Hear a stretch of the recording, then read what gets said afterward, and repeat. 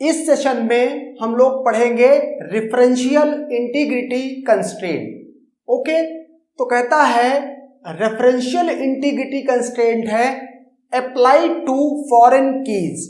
जो फॉरेन की का कॉन्सेप्ट आपने पढ़ा है उसको अब यूज किया जाएगा जब उसके इसी फॉरेन की पे हम इंप्लीमेंट करेंगे क्या, ये integrity constraint, referential integrity constraint. Okay, अब ये रेफरेंशियल इंटीग्रिटी कंस्ट्रेंट होती क्या है? कहता है दो कंडीशन अगर दो कंडीशन अगर ये कोई भी जहां पर फॉरेन की रिलेशनशिप है, अगर ये दो कंडीशन सेटिस्फाई हो रही हैं, इसका मतलब उसमें रेफरेंशियल इंटीग्रिटी कंस्ट्रेंट सेटिस्फाई हो रही है। ओके, अब जैसे कि ये दो टेबल हैं, ओके, इसको पेरेंट चाइल्ड रिलेशनशिप भी बोला जाता है। जैसे जिसकी प्राइमरी की होती है उसको पेरेंट बोलते हैं और जिसमें फॉरेन की होती है उसको चाइल्ड बोलते हैं। ओके, जनरली अगर दो टेबल हैं तो ओके, और अगर एक ही टेबल में रिलेशनशिप है तो फिर पेरेंट चाइल्ड सब एक ही है। ओके, तो फिर उस केस में आपको फिर ये पेरेंट चाइल्ड बोलने में थोड़ा ठीक नहीं रहेगा, लेकिन दो टेबल हैं तो पेरेंट चाइल्ड इस तरह से बोला जा सकता है। ओके, बाकी ये फॉरेन की रिलेशनशिप है। ओके, अब इस जिसकी फॉरेन की होती है उसको रेफरेंसिंग रिलेशन बोलते हैं, और जिसकी प्राइमरी की जिसकी होती है जिसमें रेफर कराया जाता है उसको रेफरेंस्ड रिलेशन बोलते हैं। ये नाम भी बहुत जरूरी है क्योंकि अगर लैंग्वेज की फॉर्म में क्वेश्चन आ गया तो उस लैंग्वेज से ये तो समझ में आए कि किस वाले की प्राइमरी की है किसकी फॉरेन की है, अदरवाइज पूरा कॉन्सेप्ट ही इधर उधर हो जाएगा। नाउ अब मैंने क्या कहा, मैंने यहां पर एक टेबल ली जिसमें ए बी सी 3 एट्रीब्यूट लिए, इसमें सी डी ई 3 एट्रीब्यूट लिए। अभी फिलहाल मैंने इस प्राइमरी की को, इसका नॉर्मल एट्रीब्यूट जो सी है वो R2 की प्राइमरी की को रेफर कर रहा है। इसका मतलब जो ये सी है ये फॉरेन की है।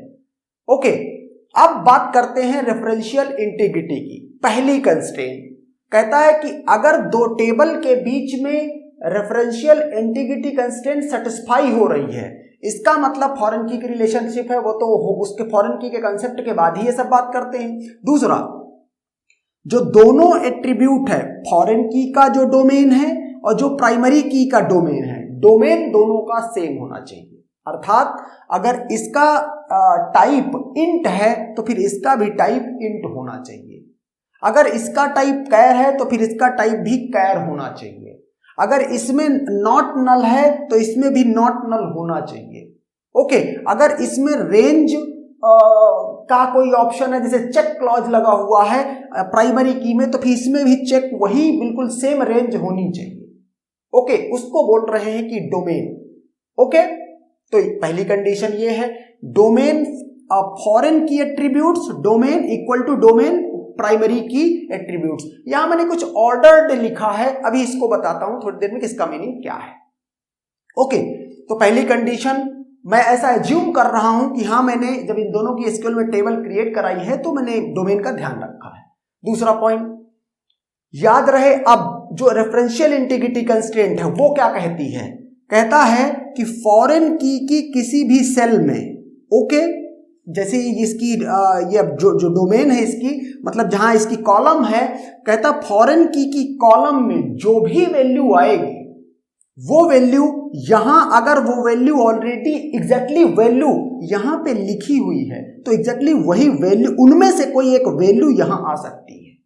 ये है रेफरेंशियल इंटीग्रिटी कंस्ट्रेंट। अगर आप सपोज करो यहां पर 1 है, 2 है, 3 है, 4 है और आप चाह रहे हो कि इसमें 1 2 3 4 के अलावा 5 किसी टपल में यहां 5 लिख दो, ये अलाउड नहीं है।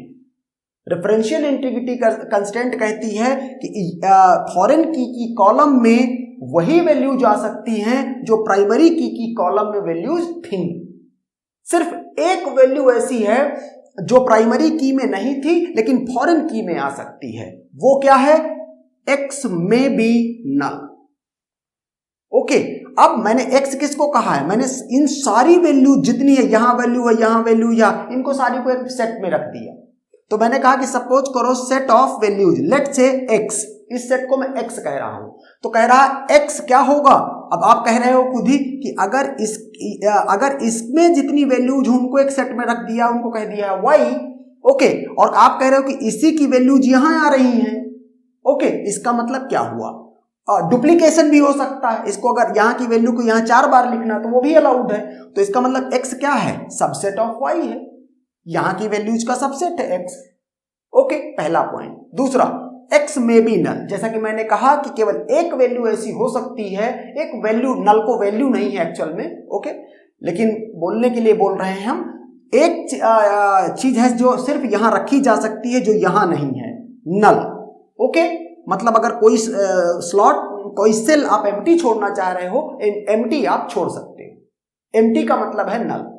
ओके, लेकिन अगर कोई वैल्यू यहां लिखनी है तो वो वैल्यू हर हाल में यहां प्रेजेंट होनी चाहिए। इवन जब इस टेबल में कुछ इंसर्ट किया जाता है तो फिर ये चेक किया जाता है कि क्या वो जो वैल्यू यहां इंसर्ट करने जा रहे हो क्या ऑलरेडी यहां प्रेजेंट है। अगर प्रेजेंट है तो ही डेटाबेस सिस्टम अलाउ करेगा इंसर्शन, नहीं तो अलाउ ही नहीं करेगा। यही है डिफरेंशियल इंटीग्रिटी कंस्ट्रेंट। ओके, अब दूसरी टेबल, सपोज करो एक से ज्यादा एट्रीब्यूट हो, चूंकि हमने कहा है कि फॉरेन की में एक से ज्यादा एट्रीब्यूट हो सकता है, तो सपोज करो एक R1 रिलेशन है, एक R2 रिलेशन है, ये B और C क्या कर रहे हैं, D और E इस टेबल की प्राइमरी की को रेफर कर रहे हैं। पहला कॉन्सेप्ट, यहां मैंने एट्रीब्यूट का नाम बदल दिया है। तो जब अगर क्वेश्चन में बोल रहा है कि BC is referencing to the primary key of R2 relation, तो फिर doesn't matter whether attributes name are same और नॉट सेम। ओके, दूसरी चीज, अगर इसमें नेचुरल ज्वाइन या थीटा ज्वाइन अप्लाई करना है तो नेचुरल ज्वाइन इस पे अप्लाई नहीं हो सकता है, क्योंकि नेचुरल ज्वाइन के लिए एट्रीब्यूट्स का कॉमन होना बहुत जरूरी है। ओके, जो ये नेचुरल ज्वाइन का कॉन्सेप्ट आप आगे पढ़ोगे। ओके, दूसरी बात, यहां आपने लिखा है domain foreign key attributes ordered. इसका क्या मतलब है कि B के बाद C है, तो जो B की डोमेन है वही D की डोमेन होना चाहिए, जो C की डोमेन है वही E की डोमेन होना चाहिए। तो अब 2 एट्रीब्यूट आ गए तो ऑर्डर्ड की जरूरत पड़ेगी। ओके, पता चला आपने B की डोमेन को E से मैच करा दिया और C की डोमेन को D से करा दी। नो, ऑर्डर्ड, B के बाद C है तो इसमें D के बाद E, सेम ऑर्डर। ओके, तो B और B की डोमेन D से मैच करनी चाहिए, C की डोमेन E से मैच करना चाहिए। पहली कंडीशन पूरी हुई।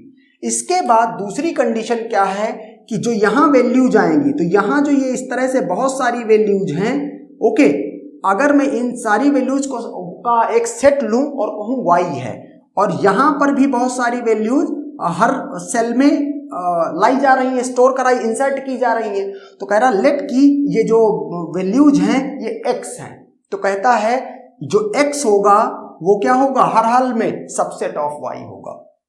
पूरी की पूरी ये वैल्यू उठ के यहां लिखी जाएगी।